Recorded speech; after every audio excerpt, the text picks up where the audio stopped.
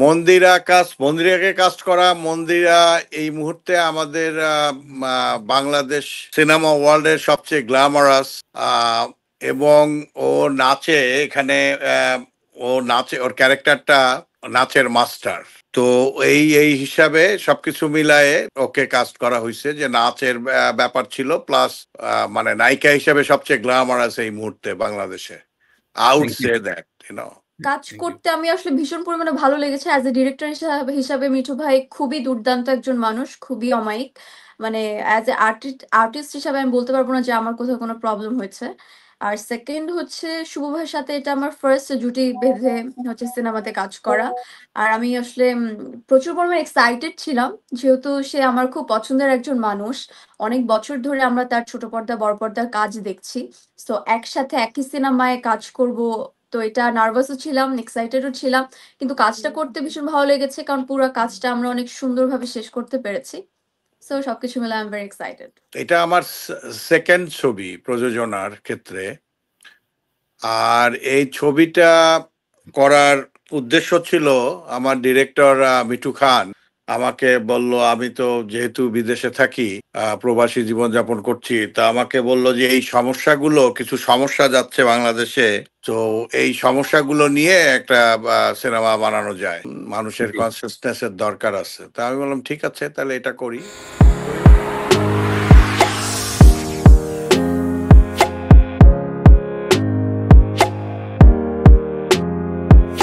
এনায়েত আকবর মিলন, নীলচক্র ছবির প্রযোজক। আমি একটু জানতে চাই যে এটি আপনার কততম চলচ্চিত্র এবং কেন ছবিটি নির্মাণ করলেন, কি ভাবনা থেকে, ছোট করে যদি বলেন।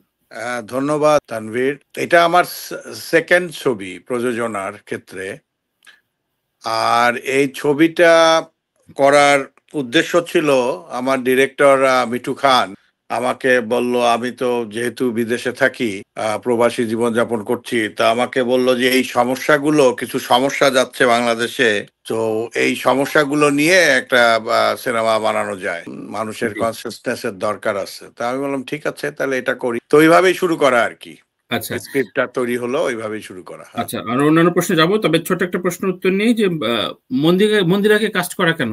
মন্দিরাকে কাস্ট করা। মন্দিরা এই মুহূর্তে আমাদের বাংলাদেশ সিনেমা ওয়ার্ল্ডের সবচেয়ে গ্ল্যামারাস, এবং ও নাচে এখানে।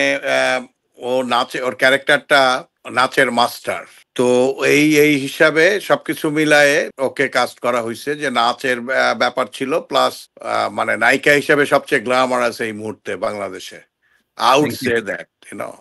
আমি এবার একটু যাব ছবিটির প্রদর্শক, বাস্কো ফিল্মস এর অন্যতম কর্ণধার রুবনা রশিদের কাছে। রুবনা রশিদ, আমি একটু জানতে চাই যে আপনাদের দীর্ঘদিনের একটা অভিজ্ঞতা বাংলাদেশি ছবি নিয়ে, বাংলা চলচ্চিত্র নিয়ে, কলকাতা, টলিউড এবং ঢালিউডের ছবিগুলো নিয়ে আপনারা প্রদর্শনী করছেন, এবং এই ছবিটির সাথে আলোচনা, এই ছবিটি সিলেক্ট করার ক্ষেত্রে আপনারা এক ধরনের ভাবনা রাখেন। তো নীলচক্র কিভাবে, কখন আসছে এবং কিভাবে দেখতে পাবেন, এটা যদি অফিসিয়ালি বলেন, এবং ছবিটির সাথে সংযুক্ত হলেন কেন?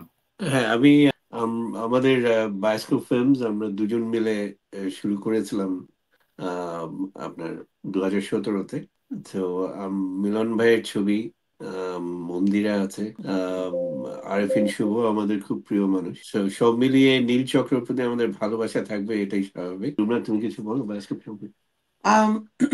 না, আমরা এই মানে বায়োস্কোপের যাত্রা তো প্রায় 8 বছরে ঠেকতে গেল। তো আমরা এবার মানে নীলচক্র আমাদের 50 আই থিঙ্ক 51 নম্বর ফিল্ম হবে।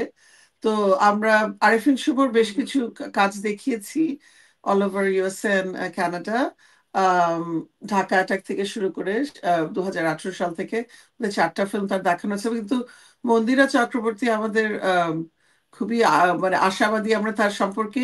এটাই আমার তার প্রথম ফিল্ম হবে যেটা আমরা দেখাবো সারা নর্থ আমেরিকায়। আমরা খুবই এক্সাইটেড, আমরা ইউনো খুবই আশাবাদী মিলন ভাই এবং মিঠু ভাইয়ের এই ফিল্ম নিয়ে। তো looking forward to the distribution এবং সাকসেস অফ নীলচক্র ইউএস আর কানাডায়। Thank you. আমি রুমনা ভাবি আবারও একটু আসবো, আপনার যদিও তাড়া আছে, একটু আমি মিঠু খানের কাছ থেকে যেতে চাই। মিঠু খান, প্রথমত আপনি জানতে চাই যে আপনার পরিচালিত এই ছবির সংখ্যা কত, এবং নতুন পরিচালককে সাধারণত এই প্রযোজক আমি যতদূর জানি মিলন ভাই খুব সাপোর্ট দেন। তো এই সাপোর্টটা অনেক বড় সাপোর্ট, নতুন পরিচালককে বিশ্বাস করাটা তো অনেক কঠিন। তো এটা কিভাবে বিশ্বাস করালেন একটু, এবং নীলচক্রের শুরুটা, একদম শুরুর আলাপটা একটু শুনতে চাচ্ছি। ভাই, এটা হচ্ছে মিলন ভাই আমাকে দুইটা সিনেমা, মিলন ভাইয়ের আমি ডিরেক্টর। মিলন ভাইয়ের সাথে আমার পরিচয় 2012 থেকে, এবং সে একেবারে ছোট ভাইয়ের মতো আমাকে দেখে, আর আমিও তাকে অভিভাবকের মতোই মানি। এবং সে আসলে আশীর্বাদের মতো, আমার মাথার উপরে সে আশীর্বাদের ছায়া হয়ে আছে। মানে আনবিলিভেবল, আসলে তাকে নিয়ে আলাদা করে অনেক সময় বলা যাবে। তো মিলন ভাই প্রথম 2013-তে আমাকে একটা সিনেমা দেয়, সেটা অচেনা হৃদয় ছিল নাম। তারপরে মাঝখানে আমি মিলন ভাইয়ের ছেলে আসিফের সাথে হলিউডে প্রোডাকশন গুলায় কাজ করি। এমান ম্যানের ইপি ছিলাম আমি। তারপরে এই নীলচক্রে পরবর্তী মিলন ভাই আবার এই সিনেমার ডিরেকশনের জন্য আমাকে অফার করে। সো এই ছবি নিয়ে আশাবাদ কেমন আপনার? এই ঈদে আরো অনেক ছবি আসছে। না, অবশ্যই এটা এই সিনেমা কিন্তু আসলে এখানে আমরা প্রতিযোগিতা তৈরি করেছি। আসলে এক একটা জনরার সিনেমা, এক এক রকম বাজেটের সিনেমা, এক এক রকম আর্টিস্টের এক এক রকম জনপ্রিয়তার উপর ডিপেন্ড করে অনেক রকম সিনেমাই হয়ে থাকে। তো সেই জায়গা থেকে এখন সারা জায়গায় তো একটা ভায়োলেন্সের জায়গা থেকে আমারটা হচ্ছে ফ্যামিলি ড্রামা। তো ফ্যামিলি ড্রামাটাকে আমি আমার মতো করেই বলা ট্রাই করছি। আর যেহেতু এটা গ্লোবাল ইস্যুস, সেই ইস্যুজ এর উপরে ডিপেন্ড করে আপনি করে আপনার এই সিনেমাটার বিশাল। ওকে, ফাইন, সেটা নিশ্চয়ই দর্শকরা দেখবেন। মন্দিরের কাছে আসি। মন্দিরা, কাজল রেখার পরে এটি নিশ্চয়ই এই ছবিটা আসছে, এবং এই ছবিটা নিয়ে প্রথম আলাপটা কার সাথে হয়, কিভাবে আলাপটা, এবং ছবিটা নিয়ে আশাবাদ, আরিফিন শুভর সাথে কাজ করার অভিজ্ঞতা? ফার্স্টে আসলে আলাপ আমার কোন একটা ভাইয়ের মাধ্যম থেকে মিঠু ভাইয়ের সাথেই হয়। মানে মিঠু ভাই তো আমাকে ফার্স্ট মানে প্রথম থেকে রিচ করতে পারেনি, সো একটা ভাইয়ের মাধ্যমে হয়। তো মিঠু ভাইয়ের সাথে যখন কথা বলেছি, তখন আমি দেশে ছিলাম না, অনেকটা দিন পর আমাদের একসাথে বসা হয়েছে। সো বসার পর যখন আমাকে মিঠু ভাই গল্পটা বলে, গল্পটা আমার কাছে ভীষণ পরিমাণে ভালো লেগেছে, কারণ গল্পটা পুরো এই জেনারেশনের গল্প। আর আমার ক্যারেক্টারটা যেটা মিঠু ভাই বলেছে যে আমাকে প্লে করতে হবে, তখন আমি যখন শুনেছিলাম গল্পটা খুব মনে হচ্ছিল যে আমার সাথেই যায়। রাইমার ক্যারেক্টারটা, আমি যে মানে ক্যারেক্টারটা প্লে করেছি ওটার নাম হচ্ছে রাইমা। তো সবকিছু মিলিয়ে আমার যখন মনে হলো যে না, আমি আসলে কাজটা করতে ইচ্ছুক, তখন আসলে একসাথে কাজটা করা হলো।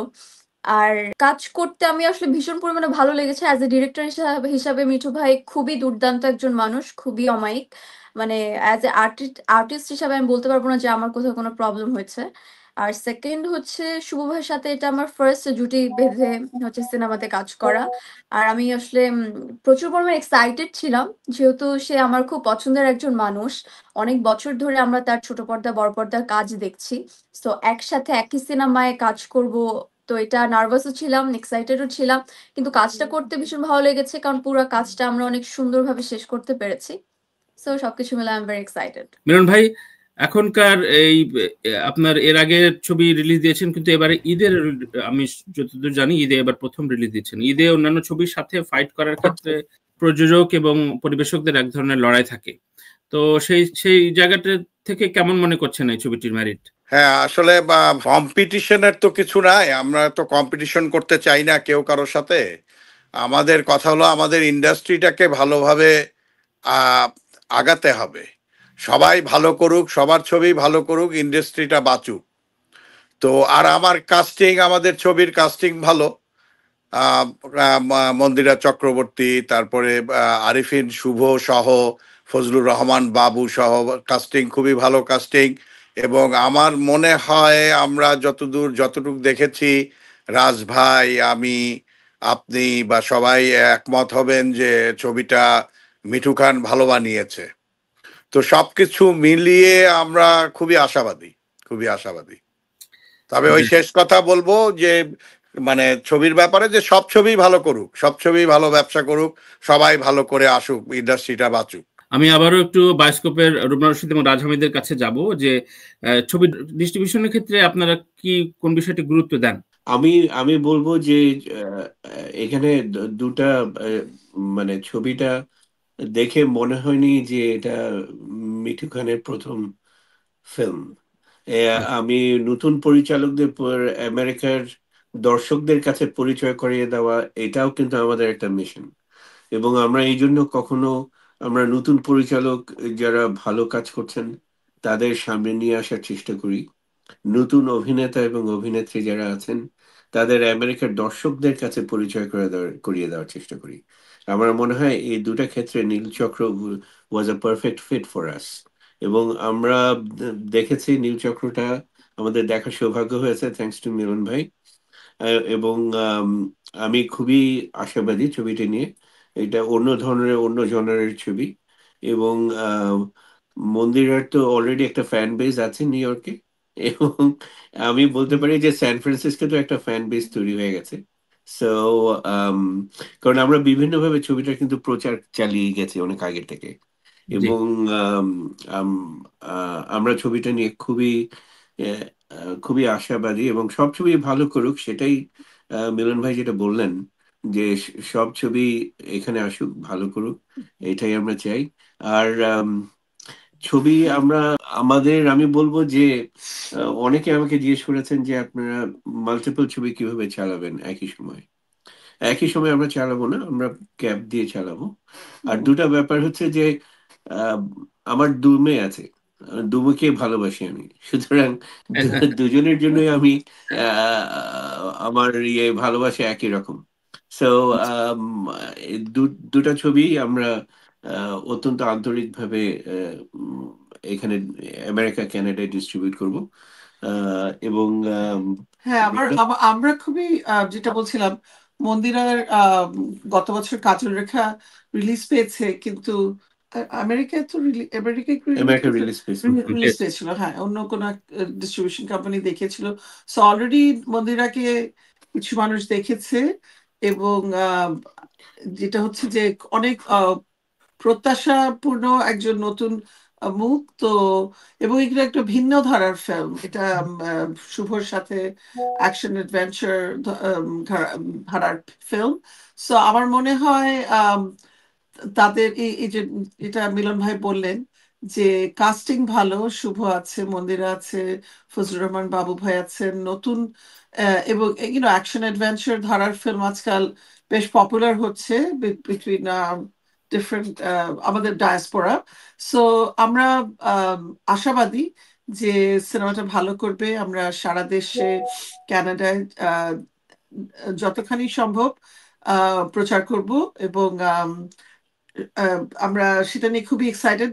মন্দিরার তো আমরা তখন অনেক তার কিছু ভিডিও ক্লিপস এবং ইত্যাদি দিয়ে শুভ দুজনের সাথে ভিডিও ক্লিপসে সারা দেশের দর্শকদেরকে আহ্বান জানাবো যাতে তারা তাদের এই নতুন সিনেমাটা দেখতে আসেন ঈদের পরে। মানে ঈদে তো অনেকগুলো সিনেমা রিলিজ পাচ্ছে। আমরা সো জুন এবং জুলাই মিলিয়ে আমরা দেখাতে থাকবো আর কি। সো আমরা খুবই আশাবাদী। আই থিঙ্ক মন্দিরার সামনে অনেক ভালো ভালো কাজ আরো আসবে, এবং আই থিঙ্ক দর্শক একজন নতুন মুখ, নতুন অ্যাক্ট্রেস তার কাজ দেখতে আগ্রহী হবেন সারা দেশে।